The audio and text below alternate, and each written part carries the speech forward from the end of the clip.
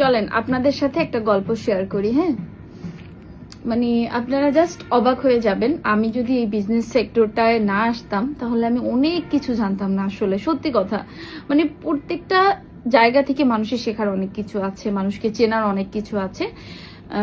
ঘটনা বলি, গত 4 থেকে 5 দিন আগে আমি বিষয়টা শুনলাম। গতকালকে 4-5 দিন আগে আমাদের পেজে আমাদের একজন সম্মানী কাস্টমার অর্ডার করেছে, একজন ভাইয়া তার ওয়াইফের জন্য খুব সম্ভবত একটা 3 পিস অর্ডার করেছে, যার প্রাইস হলো 2250 টাকা। ওকে, তো 3 পিসটা অর্ডার করার পরে অবশ্যই দেখে শুনে অর্ডার করছে, তার ওয়াইফ দেখে রিসিভ করছে। বাসায় নেওয়ার পরে তার ওয়াইফ হয়তো আমাদের পেজ ভিজিট করার পর তার হয়তো অন্য একটা ড্রেস পছন্দ হয়ে যায়, সে তার হাজবেন্ডকে খুব সম্ভবত জানায়। তারপরে এটা আমার এতটুকু কথা, আমার অনুমানের কথা। তো তার হাজবেন্ড কিছুক্ষণ পরে আমাকে ফোন দেয়, আমাকে না আমাদের মডারেটরকে ফোন দেওয়ার পরে বলে যে তারা ড্রেস রিসিভ করেছে, কিন্তু তাদের এখন অন্য একটা ড্রেস পছন্দ হয়েছে, এই ড্রেসটা ভালো লাগতেছে না, এই ড্রেসটা চেঞ্জ করে তারা সেই ড্রেসটা নিতে চাচ্ছে। ড্রেসে কোনো রিজেক্ট নাই, কোনো প্রবলেম নাই, ঠিক আছে। তো এটার এই কারণের জন্য কি আসলে তাদেরকে আমার এক্সচেঞ্জ দেওয়া কি সম্ভব বা এক্সচেঞ্জ দেওয়া কি উচিত, এটা আপনারা আমাকে কমেন্ট করে জানাবেন যে ওই ভাইয়াকে কি এই কারণে আমার এক্সচেঞ্জ দেওয়া উচিত কিনা। হ্যাঁ, এক্সচেঞ্জ মানে কি জানেন, আমার এখান থেকে আমি আরেকটা প্রোডাক্ট তাকে পাঠাবো, সে যেটা আবার পছন্দ করেছে নতুন করে, দেন সে কি করবে, ওই যেটা আগে রিসিভ করছে ওইটা আমাকে ফেরত দিয়ে দেবে। যাওয়ার ক্ষেত্রে যে ডেলিভারি চার্জটা, ওইটা ভাইয়া বলছে যে আমি আবার দরকার বোধ হয় ডেলিভারি চার্জ দিব, নিজের পকেট থেকেই দিব, ঠিক আছে, এটা বলতেছে। কিন্তু এই প্রোডাক্টটা আমি যখন ওনাকে পাঠাবো, ওই প্রোডাক্টটা উনি আমাকে রিটার্ন করবে, তো ওইটা আমার কাছে আসতে আসতে বিভিন্ন হাবে এখানে ওখানে ফালানো থাকবে, ইয়ে করবে, আসতে আরো 1 সপ্তাহ টাইম লেগে যাবে, হয়তো বা 15 দিন লাগতে পারে, আবার অনেক সময় আমাদের পার্সেল হারাইয়াও যায়, ঠিক আছে, এমনও হয়। এরকমের ভুড়ি হয়, যারা আসলে ব্যবসা করেন বা অনলাইন বিজনেস করেন তারা এই বিষয়টা জেনে থাকবেন। তো উনি এই কথা বলার পরে না, মানে নর্মালি আমার সত্যি কথা কোনো প্রবলেম আমার, মানে আমি অনেক হার্ড হতে পারি না। তো আমাকে ওরা এই বিষয়টা, এই নর্মাল বিষয় তো ওরা আমাকে জানাবে না মডারেটর, তো ওরা ডিরেক্ট বলে দিছে যে ভাইয়া প্রোডাক্ট রিজেক্ট ছাড়া আমরা কোনো প্রোডাক্ট এক্সচেঞ্জ দেই না।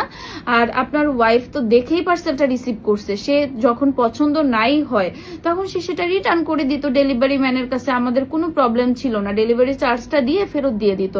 আর সে দেখে শুনে বাসায় নেওয়ার পরে এখন আমাদের পেজ থেকে সে অন্য একটা ড্রেস নিতে চাচ্ছে, এটা রিটার্ন করতে চাচ্ছে, এটা তো আসলে আমাদের পক্ষে সম্ভব না, এটা আমাদের রুলসের ভেতরে নেই।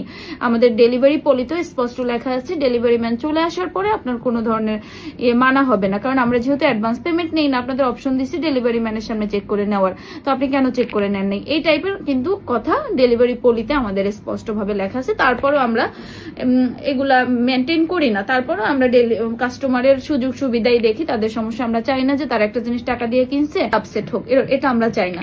তো যাই হোক, এটা কাস্টমারকে বলা হয়েছে।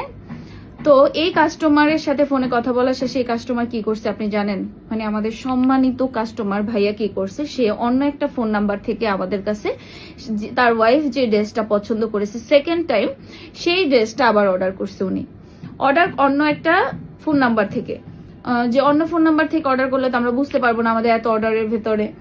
তো তার লোকেশনে যখন পার্সেল চলে গেছে, ডেলিভারি ম্যান যখন কাস্টমারকে পার্সেল রিসিভের জন্য ফোন দিয়েছে, তখন কাস্টমার কি বলে জানেন, কাস্টমার জানাইছে যে সে আগে একটা ড্রেস নিয়েছে অন্য একটা ফোন নাম্বার থেকে, সেই ড্রেসটা সে এক্সচেঞ্জ করতে চাচ্ছে এই ড্রেসের সাথে। তো এটা ডেলিভারি ম্যানের সাথে সে শেয়ার করছে, হয়তো বা সে ভাবছে ডেলিভারি ম্যানকে বুঝাইয়া বাঝাইয়া তারপরে আমি 150 টাকা ডেলিভারি চার্জ দিয়ে দিব, আর ড্রেস হলো আমার কাছে যেটা আছে ওইটা ওনাকে ফেরত দিয়ে দিব, আর ওনার কাছে যেটা আছে এটা আমি রেখে দিব। কাস্টমার বুঝতে পারবে না, হয়তো বা এটাই চিন্তা করছে, ডেলিভারি ম্যানের সাথে কথা বলছে। তো এখন ডেলিভারি ম্যান যে কোনো কাজ করতে হলে আমার একটা ড্রেস সে চেঞ্জ করবে, তো এটা তো আমাকে অবশ্যই জিজ্ঞেস করে নিবে, এটা না করলে তো, এটা কোনোভাবে যদি আমরা বুঝতে পারি অবশ্যই আমরা বুঝতে পারবো, কারণ আমাদের কাছে প্রত্যেক মাসের শেষে কিন্তু লিস্ট থাকে। হ্যাঁ, তো আমরা কমপ্লেন করলে তার চাকরি থাকবে না, ঠিক আছে। সে হলো আমাদেরকে বিষয়টা জানানোর পরে, যেহেতু 2 দিন আগের ঘটনা, আমাদের তো কাস্টমারের কথা মনেই আছে, এই শুনে আমরা অবাক হয়ে গেছি যে একটা মানুষ কিভাবে এই টাইপের কাজ করতে পারে। তখন তাকে কাস্টমারকে খুঁজতে যাই আমরা, হোয়াটসঅ্যাপে ঢোকার পর দেখি সে কি করছে, সব মেসেজগুলো আনসেন্ড করে দিচ্ছে, যাতে আমাদের কাছে কোনো প্রুফ না থাকে তার সাথে কি কনভারসেশন হয়েছে।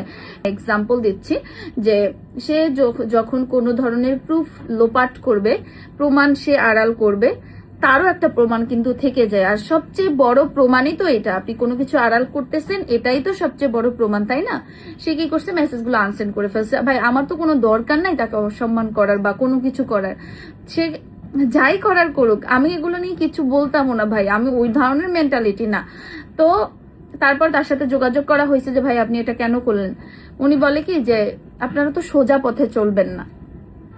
জাস্ট চিন্তা করেন, এই সব প্রসেসে আমি অল্প একটু বিরক্ত হয়েছিলাম, বাট লাস্টে উনি যখন আমাদের মডারেটরকে বলছে আপনারা তো সোজা পথে চলবেন না, লাস্ট টাইম আমাকে জানাইছে যে আপু এরকম একটা ঘটনা ঘটছে, এটা আমাদের এই বিজনেসে ফার্স্ট টাইম এই টাইপের একটা ঘটনা ঘটছে।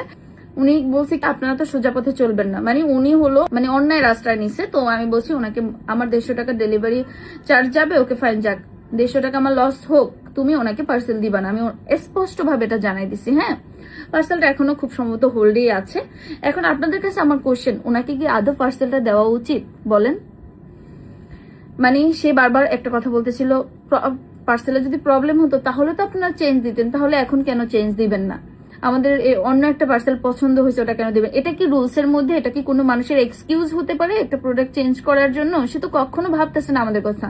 তার কথা চিন্তা করে তাকে আমরা লাস্ট কি অপশন দিয়েছিলাম জানেন? যে ভাইয়া আমাদের যেহেতু সশরীরে এসে শপিং করার একটা অপশন আছে, আপনি আমাদের বসুন্ধরায় আপনাদের প্রোডাক্টটা নিয়ে আসেন, আপনি যেটা পেয়েছেন তখন আমাদের সব থেকে ওইটা দিয়ে যে কোনো একটা আইটেম আপনি সেম প্রাইজের ভেতরে নিয়ে নিন।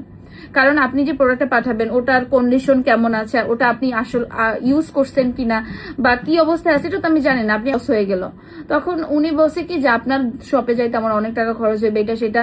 তো আমি তো আসলে অন্য কেউ আমার মনে হয় না এরকমের সুযোগ তাকে দিবে যে আপনি আমাদের শপে এসে এক্সচেঞ্জ নিয়ে নিন, বাট আমি কিন্তু তাকে সেই ধরনেরও একটা অপশন দিয়েছিলাম। সে তারপর কি বলে যে আপনাকে ড্রেসটা আমি পাঠিয়ে দিই, আপনি লোকেশন দেন, তারপর ড্রেস চেক করেন, তারপর যদি আপনার মনে হয় আপনি দিবেন। খুব সুন্দর একটা কথা বলছে, বাট এটা তো রুলস এর বাইরে চলে গেল, তাই না? কোনো প্রবলেম ছাড়া আমি যদি তাকে বারবার এক্সচেঞ্জ দেই, বারবার না একবারই আমি এক্সচেঞ্জ দেই, তো তার সাথে কথা বলা, অনেক টাইম তার সাথে কথা বলছে, প্রবলেম সলভের চেষ্টা করছে, তার জন্য পার্সেল রেডি করা হয়েছে, তো এটা একটা সময়ের ব্যাপার না? এই টাইমে কিন্তু আমি অন্য একজন কাস্টমারকে সময় দিতে পারতো আমাদের মডারেটর, তাই না বলেন? আমি বেশ কিছু ইস্যু পাইছি যেগুলো আপনাদের সাথে শেয়ার করলে আপনাদের মাথার ভেতরে আকাশ ভেঙে পড়বে। তবে আমি সকল কাস্টমারের উদ্দেশ্যে বলতেছি, সরি, আজান দিচ্ছে, আল্লাহ হাফেজ।